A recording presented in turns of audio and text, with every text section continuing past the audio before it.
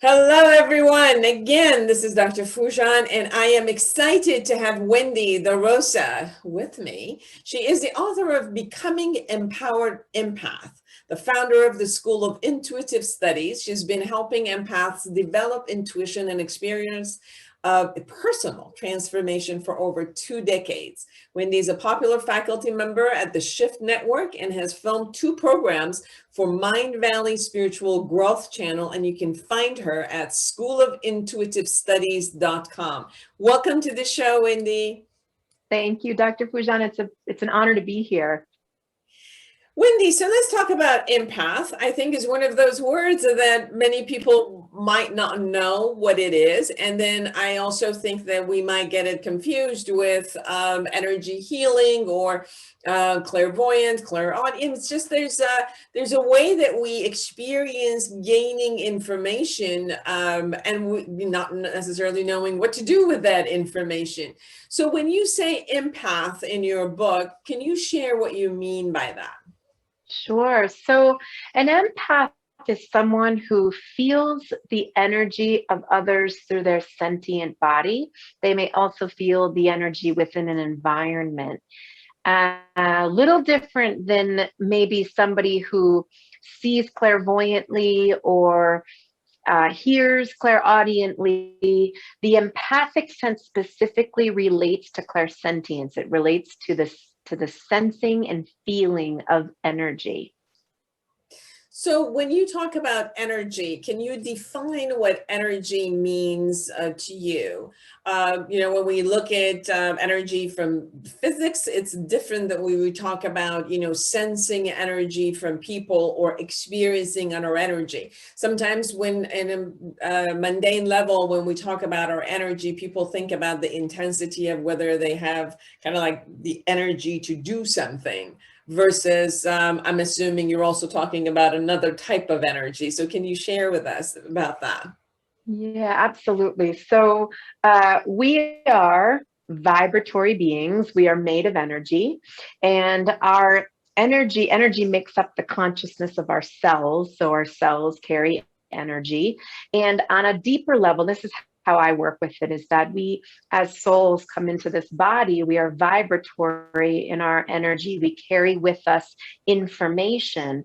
That information makes up our energetic anatomy, which includes our chakras and our meridians in our body and the auric field around us. That's all part of our energetic anatomy, which we don't always learn about. We don't really learn about in school.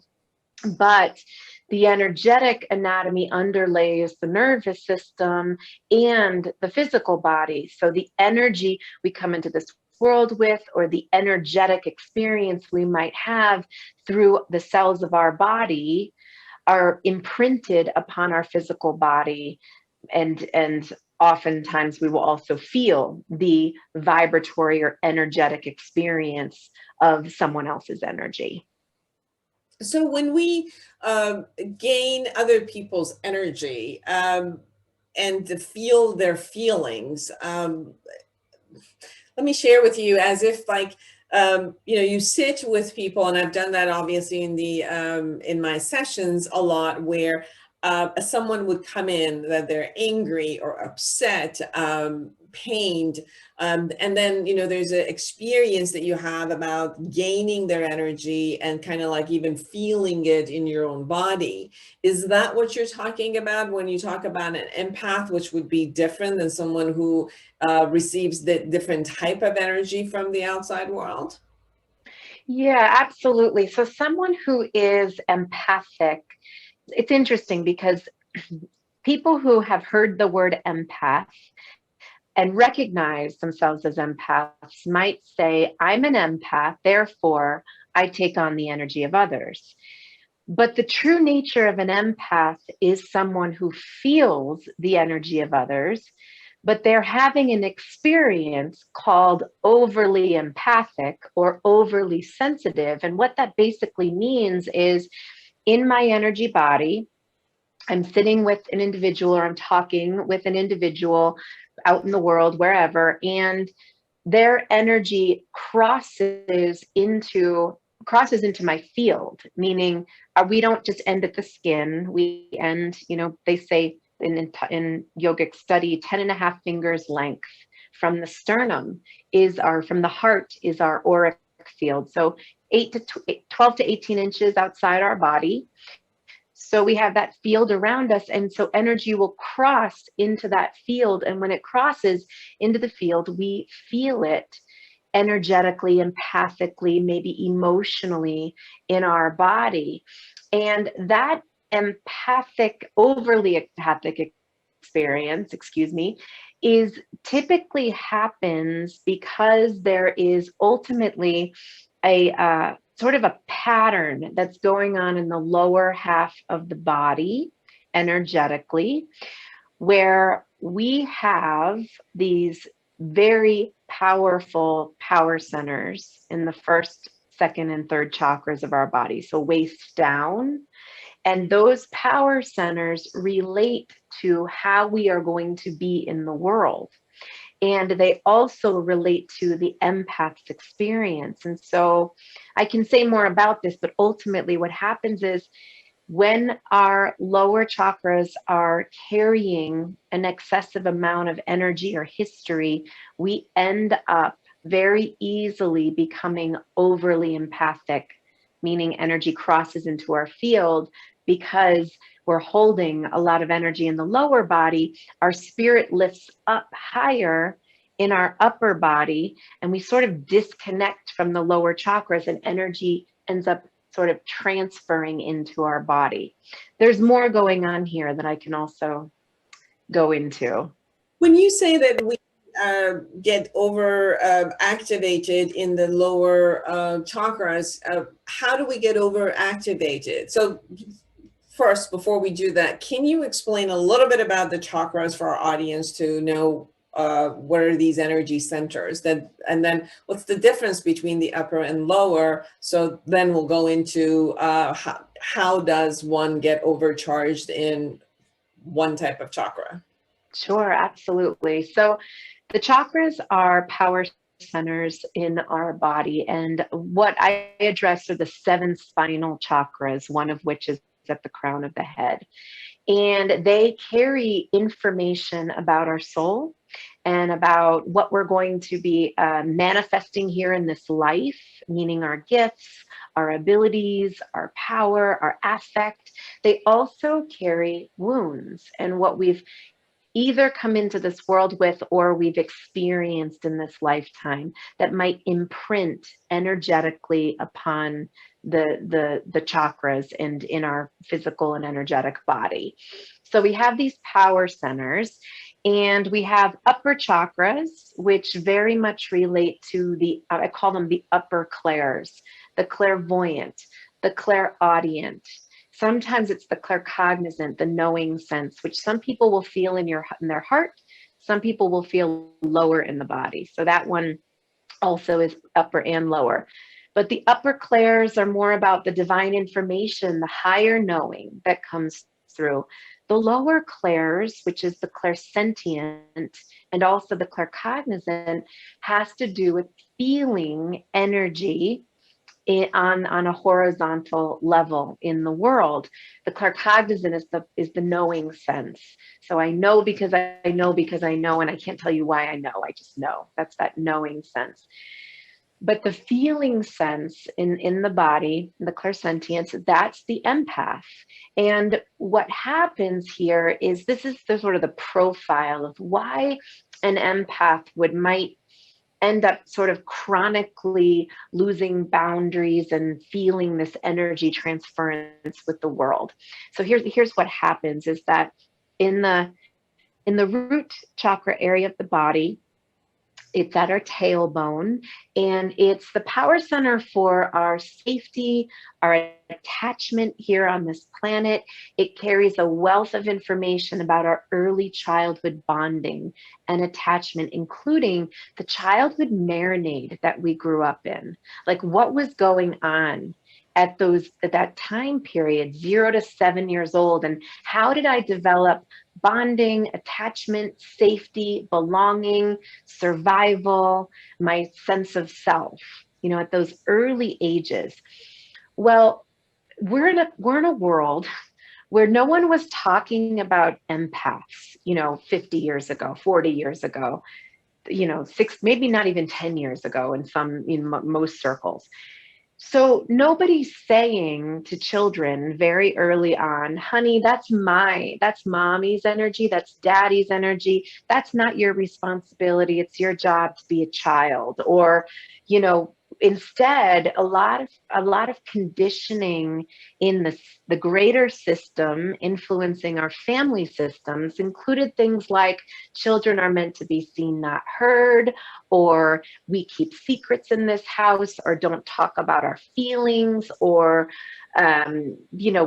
we can't afford that, meaning you're not worthy of it. I mean, we can go down the list of all of these internalizations of what we as children developed as sensitive beings very early on. So what happens to the little empathic child? They're soaking up all this information, and ultimately the root chakra area of the body, our power center for safety and sense of self and belonging and trust and and grounding and being okay with who I am, all of a sudden that root chakra contracts and says, there is no way that I can be me in this space. I've got to have another operating system kick in. This isn't conscious, obviously. So the root chakra contracts, and then the spirit, our little spirits, sort of elevate a little higher in the body. And we do that to survive the environment. Well, when the soul starts to move up a little bit and disconnect from this contraction at the root chakra, where there's no sense of safety and belonging going on, then the second chakra, which is the empathic power center of the body, blows open. And it blows open in order to compensate for the closed down root chakra. It's like a way to protect in the body. Well, that blowing open, it basically shifts consciousness away from self and into hypervigilance. I have to pay attention to everything that's going on outside of me. My alert needs to be on. I need to take the temperature of everyone else's behaviors and mannerisms and emotional needs, so I know how to negotiate space with what's going on and take care of myself. Well, what that has me do is disconnect from my emotional needs. I end up not feeling valid in my emotions, not really being okay and having my emotions, feeling a lot of shame about my authentic sense of self and my feelings. And I disconnect from my needs on an emotional level, and I prioritize the outer experience of what is going on around them. Well, when we do that, when that happens, there is, in a split second, that's when energy transfers into the body. The second I go into fight, flight, or freeze, oh, someone's having an emotion, my body remembers, stop here. This is all happening in a nanosecond. Stop, pay attention. Somebody's having an emotion. My body goes into contraction. There's feelings outside of me. Someone's angry. Oh no. And in that moment, I'm regressing to childhood of I got to do something. Something's not okay here. In that second, that's where energy transfer happens. And we start to absorb that energy, that anger into our own being. And we disconnect from our own feelings in our own true sense of self. I mean, ultimately, we're in a coping mechanism at that point. That pattern recreates itself through our life as empaths. Anytime we engage with energy that feels in some way like it mirrors the family system, or it triggers some particular feeling of threat around emotions, Now, I'll say this before I conclude on this piece, which is that the anecdote, so to speak, is that the empath learns how to feel their feelings. And that's how we start to discern our emotions to compared to someone else's emotions. So if I start to let myself have my anger and lower body anger, I mean deep down there anger, or my shame or my grief or whatever it is, I let myself have those feelings and I let go of the shame of having them or the parenting that they're wrong, then I have increased my emotional capacity to be able to hold space for someone having their emotions in their body, not in my auric field.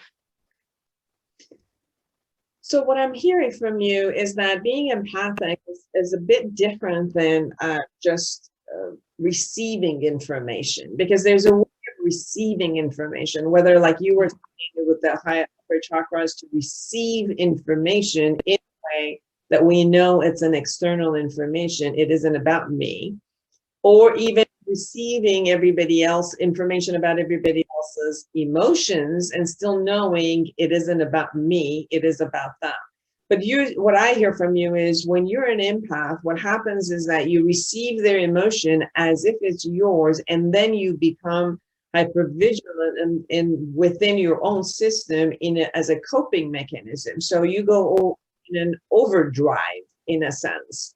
And that's why it is important for you to be able to kind of clean up, clear what is others' information, to really get to know what is yours and the distinction between your information and external information, to be able to deal with the external world as the external world versus having it be always in a mode of a threat or hypervigilance, or I have to protect myself about this, or even receive it and react to it as if it's in your own body. Is that what I'm hearing? Yes, absolutely. And maybe one way to think about it is that, because this is what happens for empowered empaths who can receive information and not take it on, which is that it is a split between the upper body and the lower body. So the upper body can receive, can be present and have empathy for someone in a situation. And we can call that maybe the adult self or the high functioning part of us. The inner child, the younger consciousness in our body, the historic consciousness in our body is in the lower chakras. That's the part that's saying, I have to take this on. That's the part of us that goes into a bit of a regression in that moment. And we lose our boundaries because it's not the upper body knows better. The adult self knows better, but it's the younger consciousness in us that is in a pattern that it hasn't exactly shifted out of. So the ways when we talk about the chakras and why they're so important is because historically we have been shamed out of our lower body. We have been told it's dirty. We have been told we are bad and wrong.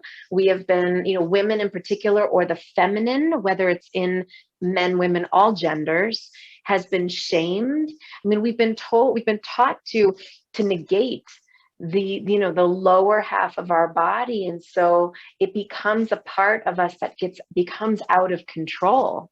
We're not in control of it. It's just operating on its woundology. And not 100% for everybody, but for empaths, this can be the profile that's happening. And so what we end up working with here is, how do I deeply embody and come down into these lower power centers and reclaim my sense of safety in my root chakra? No one thinks about the root chakra because it's not a feeling power center, but it's a database of cellular consciousness for the entire body. And so it carries so much information. So if we start to come down in our mind's eye, in our thoughts and our feelings, just come down into the lower body and even say to this little unfurling flower there, like it's safe to open up. I'm gonna I'm going to now connect here and claim my safety. And that we start to release wounds. The second chakra becomes a place in the body where so much of our relationship wounds, our relationship energy transfers. So we got to get that stuff out. It's like, how do we just let everybody, I'm sending everybody back to themselves. And we can do that by literally intending and closing our eyes, tuning into this area of the body and saying, everybody, no matter how much I love you or don't, you have to go. It's time to go out of this area. And I need to take up this space in my body. I need to reconnect with the subtle, the feminine, the power, the subtle power that lives in this area of my body. And I need to trust my intuition here. And this is how we can start to sort of, take up space, embody, and have more presence, so that we have more of ourselves, more of our radiance, and really sort of the foundation for our boundaries. In your book, you talk about also grounding and how to create the healing for these lower chakras. Can you share a little bit about how to do that? What are some of the suggestions for healing? Yeah, so that people know what you're going to be, what the gist of it is, so that they want to go and get more from your book. I think you have a lot of great tools in your book for people. Absolutely. There's actually also meditations in the book. So what I'll say is an exercise to work with, but when you get the book, there's actually meditations that guide you through the process that you can listen to. So essentially, grounding is the process of connection to the earth's frequency. It's innate healing capacity. It's biocurrents. And we do that usually through the soles of the feet or just through our sentient body, like being in nature. Energetically, I like to imagine a grounding cord, which is more like, instead of a skinny cord from the tailbone into the earth, it's actually a wider image. It's more like a tree trunk that secures itself from the sides of our hips, low belly, low spine, sort of hugging the pelvic bowl, like wearing a pair of pants. And then extending that image down deep into the earth and allowing it to sprout roots. Now, I'm talking that through, but when we really take the time to visualize it and to feel into it, what it does is it takes all the energy that by default moves up in our body, sort of to function in the world. We need our brain, we need the front body, we need our heart. It allows that energy to now come down from the upper body through the heart center and essentially share it with the rest of our chakra system and the rest of our physical body. So we start to let it come down into our legs, into our feet. And that power of just simply grounding brings our chakra system into alignment. And it also calms the mind. It'll slow down our breath. It'll calm the heart. Any emotions that might be accelerated, it will start to bring them into peace and into centering and balance. So and also it will help our intuition. It's very difficult to, trust our intuition, or even sometimes hear, feel, sense, or see our intuition if we're highly accelerated in the upper body and spinning a bit. That grounding process allows us to really tune in more into our bodies. You just said the word, trusting your intuition. That is one of those things that is very interesting, where intuition shows up as an information, as if it's, not only we have our five senses that we pick up data from the external world on a conscious level. Intuition has usually showed up as this felt sense, which is there's information coming that I don't necessarily get with tangible reality concept. I can't see it necessarily. I can't hear it necessarily, but it's the kind of like the knowing that shows up for me, and we call intuition. And when you said, trusting, then I also get a lot of people who say, well, I have a feeling, I just can't pinpoint it. I can't show it to you, and I don't know how to trust it. whether this information is accurate or not. And you know, you can see that in a lot of the relatedness. You can see people also about, you know, what their vision is about their own life in the future, or you know, a future of a type of a relationship. What are your suggestions in distinctions and distinguishing between what is how they can trust it? Yeah, you know, into our intuition is the light of our soul, or the consciousness of our soul communicating through our body. So again, some people see, some people feel, some people hear, some people know, some people get taste, some people get smells. There's different ways that our soul is communicating to us. It's a relationship. It's like a friend.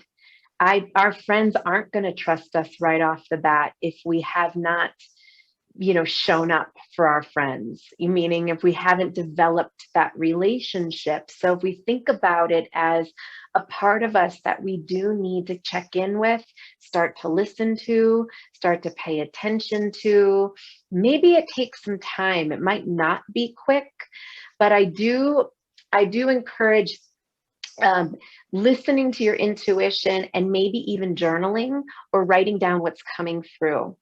How we trust our intuition sometimes is twofold. One is sometimes we really do need outer validation. We really do need evidence.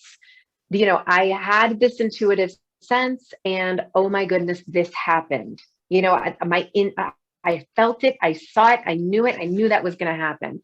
That is validation. That's external evidence that our intuition is working. Now, the question is, how many external evidences do we need in our lives to finally trust that, you know, there's divine wisdom and intelligence inside us that is, you know, is valid. So, you know, sometimes we do need that evidence to validate. Sometimes the voice of fear can be intuition. You know, don't do that. That's not okay. And sometimes our body responds through anxiety. It's like I can't tell if I should make this decision because all I have is anxiety about it. In those cases, that anxiety is information. It's telling us something. Can we slow down, ground ourselves, let the body settle, and see if there's information coming through in a different way, a voice, a picture, an image? Can we journal it? I always would say this to my students, is that our intuition, sometimes when it comes in through the upper body, meaning it's a picture, it's an image, it's a download, it's a sound, it's something, it's a higher knowing, we do need to ground it. And sometimes we ground it by letting it roll out, letting the process roll out. Sometimes we ground it by journaling. Sometimes we ground it by tuning in lower in our body and asking our lower body, what does this upper body intuition mean? What is it saying? What do I need to know about this? Meaning, or you can ask our heart too. So yes, I mean, with intuition, we do need to kind of begin that relationship. Maybe it's not a beginning, it might be just a cultivation of learning and listening and seeing sort of it play out, and out of there our trust can develop even more. So Wendy, in 1 minute, is there anything that we haven't touched upon, something that it's important for you, for our audience to know about your experience and your book? Well, one I will say is that empaths, you really, when they feel and overfeel so much energy, it certainly can feel like a curse more than it can feel like a blessing. And while I can absolutely give you empathy for that, I will tell you that I truly believe that empaths are leading the way in our new realm of consciousness, is what I'll call it, this new world. Partly because we've been so disconnected from the powers of the empath, which are, you know, vulnerability and authenticity and being in our truth and being able to express our emotions. And empaths are really leading the way through that modeling, through their own creative process, through being able to space hold, being able to be vulnerable and have connected conversations and change the world through empathy. So I encourage you to continue to listen to your intuition and follow that inner voice, feeling, sound, whatever, however it works for you. Allow that to come through because it is guiding you in your direction in this life. Thank you so much. Wendy De Rosa, everyone. She is the author of Becoming an Empowered Empath. And you can find her at schoolofintuitivestudies.com. And where can they get your book? You can get my book on my website, wendyderosa.com or schoolofintuitivestudies.com, either one. It's also on a lot of online retailers. You can do a Google search and find one that feels good to you. Yes, everyone, the book has a lot of meditation. It has tools for you. It gives you a step-by-step guidance in not only knowing what is, but also how to handle and become an empowered empath instead of your body constantly reacting to the world's emotions.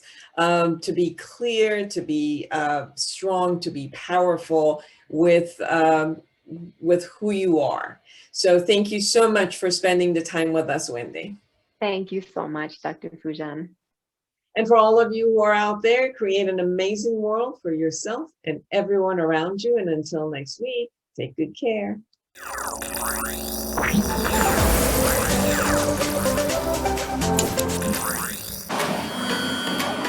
Togetherness Media. Togethernessmedia.com.